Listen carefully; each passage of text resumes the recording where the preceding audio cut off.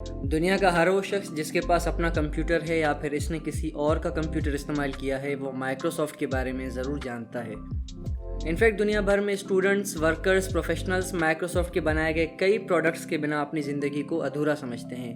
Microsoft اس وقت دنیا کی سب سے بڑی computer soft where provider company ہے اور اسے مارکیٹ میں ایپل جیسی کمپنی ہی کمپٹیشن دے سکتی ہے۔ آپ بھلے مائکروسافٹ کے علاوہ کسی اور کمپنی کے پروڈکٹ کو استعمال کرتے ہوں، مگر اس بات سے آپ انکار نہیں کر سکتے کہ مائکروسافٹ نے ٹیک انڈسٹری میں بہت بڑی کنٹریبیوشنز کی ہیں۔ اگر مائکروسافٹ کمپنی کا وجود نہ ہوتا تو شاید دنیا کی شکل آج مختلف ہوتی۔ مائکروسافٹ وہ کمپنی ہے جس نے اسکولنگ، ورک پلیس اور ہوم کمپیوٹر سیکٹر کو بہت ڈومینیٹ کیا ہے۔ آج اس ویڈیو کے تھرو ہم مائکروسافٹ کے اپس اینڈ ڈاؤن سے بھرپور 47 ایئرز کے سفر پر نظر ڈالیں گے۔ 1968 لیک سائڈ اسکول سیاٹل میں 4 بچوں کو اپنے اسکول کے نئے کمپیوٹرز میں دلچسپی پیدا ہو جاتی ہے۔ ان میں سے ایک کمپیوٹر ٹیلی ٹائپ ماڈل 33 بھی ہوتا ہے۔ وہ ان کمپیوٹرز کو استعمال کر کے کچھ کمپیوٹر پروگرامز بنانا چاہتے ہیں جن کی مدد سے وہ آسانی سے گیمز کھیلتے اور اپنی کلاس کے ٹائم ٹیبل کو مینیج کر پاتے۔ لیکن ان کے لیے سب سے بڑا مسئلہ یہ تھا کہ ان کمپیوٹرز کو استعمال کرنے کے لیے ہر گھنٹے $40 دینے پڑتے تھے۔ پیسے دینے کے بجائے ان اسٹوڈنٹس نے کمپیوٹر میں موجود کچھ بگز سے فائدہ اٹھایا اور کمپیوٹرز کو ہیک کر کے مفت میں استعمال کرنا شروع کیا۔ کافی عرصے تک وہ کمپیوٹر استعمال کرتے رہے جس دوران انہوں نے مختلف کمپیوٹرز بنائے، مگر بہت جلدی کمپیوٹر سینٹر کارپوریشن نے انہیں کمپیوٹر یوزیج ٹائم چوری کرتے ہوئے پکڑ لیا اور کمپنی نے ان اسٹوڈنٹس پر پابندی لگا دی۔ جن 4 اسٹوڈنٹس پر پابندی لگی تھی ان کے نام تھے کینٹ اوونس، رک وائلنٹ، پال ایلن اور بل گیٹس۔ بین ہونے کے بعد ان اسٹوڈنٹس نے لیک سائڈ پروگرامنگ کلب کے نام سے ایک پروگرامنگ کلب بنایا جس میں وہ اپنے پروگرامنگ ایبلٹیز کو استعمال کرتے ہوئے مختلف کمپنیز کے لیے پروگرامز اور بگ فکسز کے ذریعے کچھ ایکسٹرا پیسے کماتے تھے۔ اور اس کلب کے سب سے پہلے کسٹمر تھے کمپیوٹر سینٹر کارپوریشن، وہی کمپنی جنہوں نے ان 4 پر 1 سال پہلے پابندی لگائی تھی۔ کچھ عرصے بعد 17 سال کے بل گیٹس اور 19 سال کے پال ایلن نے ایک نیا بزنس شروع کیا جس کا نام تھا ٹریفو ڈیٹا۔ وہ انٹیل کے مائکرو پروسیسر کو استعمال کرتے ہوئے را ٹریفک ڈیٹا کو ایزی اور ریڈیبل ٹریفک رپورٹس میں کنورٹ کرتے تھے۔ یہ بزنس زیادہ دیر نہیں چل سکا کیونکہ گیٹس ہارورڈ یونیورسٹی میں پڑھائی مکمل کرنے چلے گئے اور پال ایلن کمپیوٹر سائنس کی ڈگری مکمل کرنے واشنگٹن اسٹیٹ یونیورسٹی چلے گئے۔ 1975 میں پاپولر الیکٹرانکس میگزین میں ایک نئے کمپیوٹر کی اسٹوری کو فیچر کیا گیا جس کا نام تھا آلٹائر 8800۔ اس کمپیوٹر کو دنیا کا پہلا سکسیسفل پرسنل کمپیوٹر بھی کہا جاتا ہے۔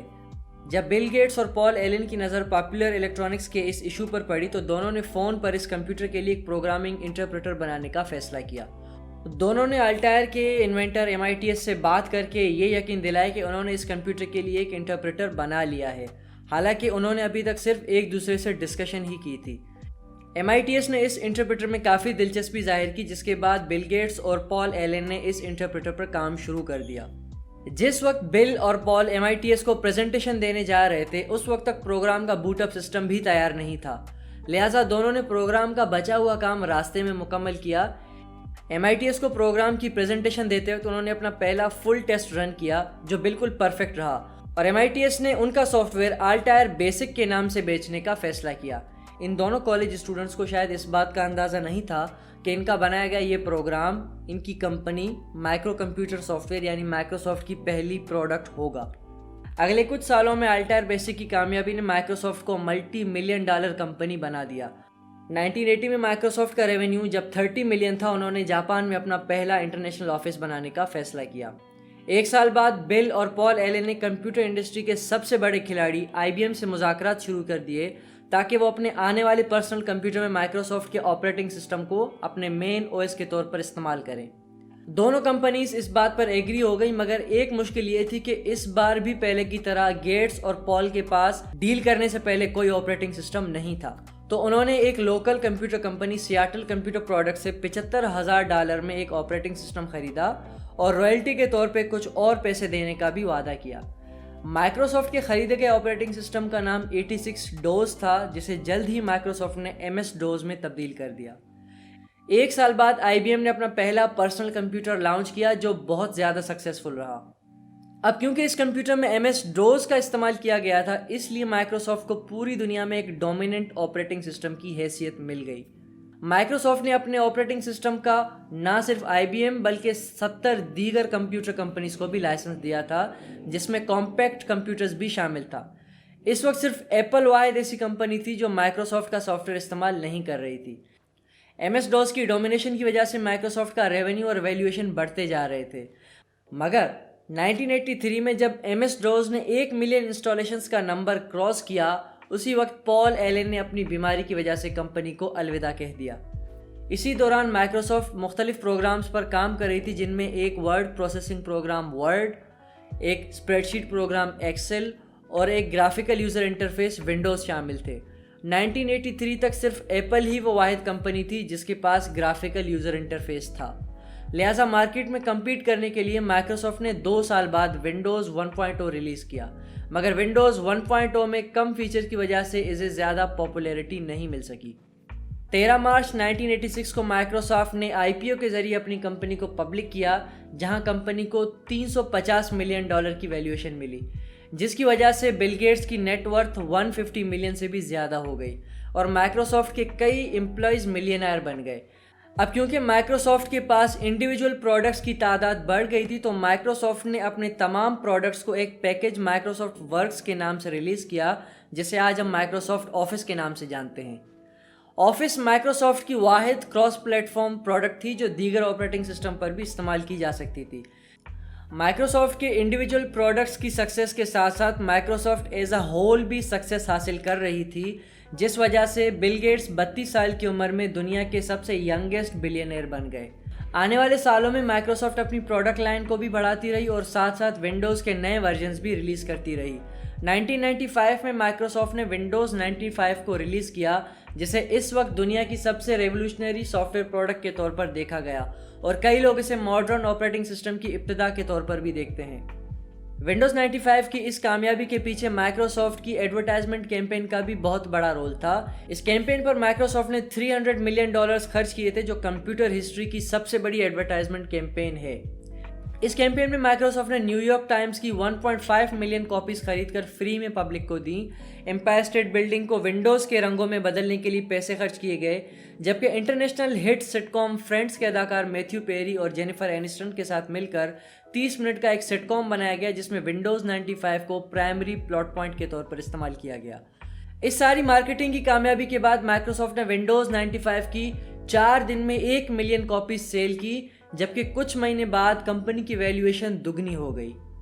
1996 میں اتنا سارا پیسہ کمانے کے بعد مائکروسافٹ نے مختلف ایریاز میں اپنے قدم جمانے کا فیصلہ کیا۔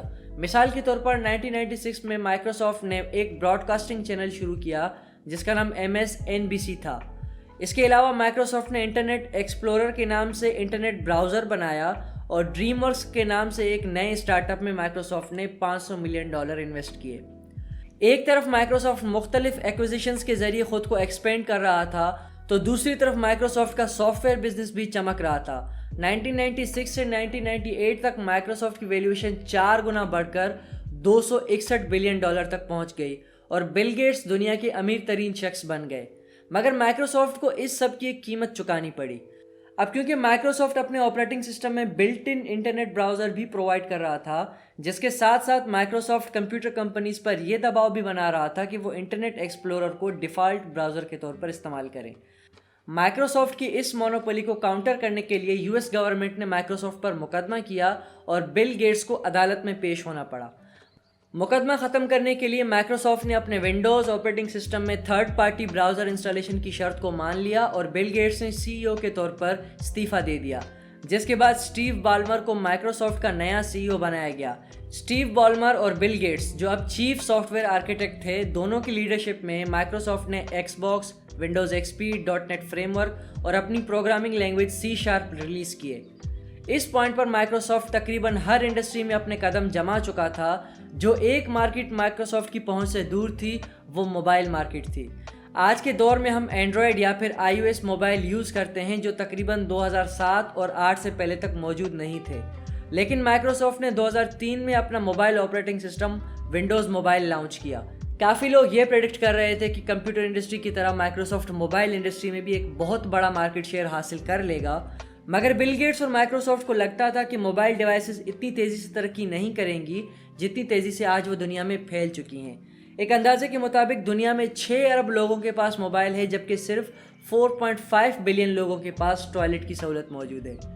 یہاں تک کہ بل گیٹس ایک کانفرنس میں اپنے خیالات کا اظہار کرتے ہوئے بتاتے ہیں کہ لوگ صرف ایک ڈیوائس پر اپنے آپ کو لمیٹڈ نہیں کریں گے، وہ ہر کام کے لیے الگ ڈیوائس استعمال کریں گے۔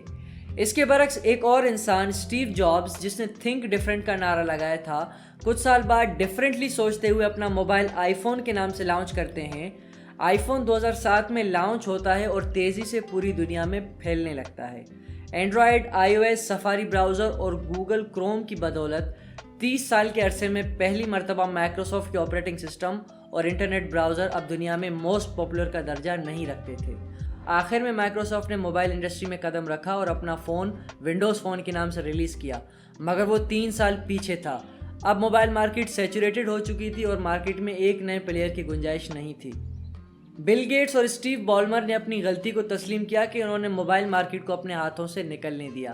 اس کے باوجود مائکروسافٹ کی انوویشن میں کوئی رکاوٹ نہیں آئی۔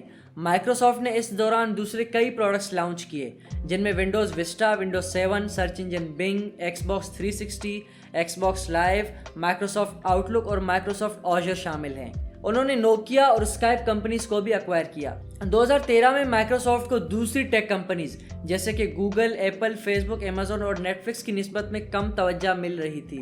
اسٹیو بالمر نے سی ای او کے عہدے سے استعفیٰ دیا اور ستیا نڈیلا کو مائکروسافٹ کا سی ای او بنایا گیا، جو 1992 سے مائکروسافٹ کے امپلائی تھے۔ ستیا کی لیڈرشپ میں مائکروسافٹ نے گٹ ہب، موجنگ کمپنی جس نے مائنکرافٹ بنایا اور لنکڈ ان سوشل پلیٹ فارم کو ایکوائر کیا۔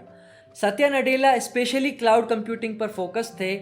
مائکروسافٹ آزر آج کلاؤڈ کمپیوٹنگ کی انڈسٹری میں ایمیزون ویب سروسز کے بعد دوسرا بڑا برانڈ ہے۔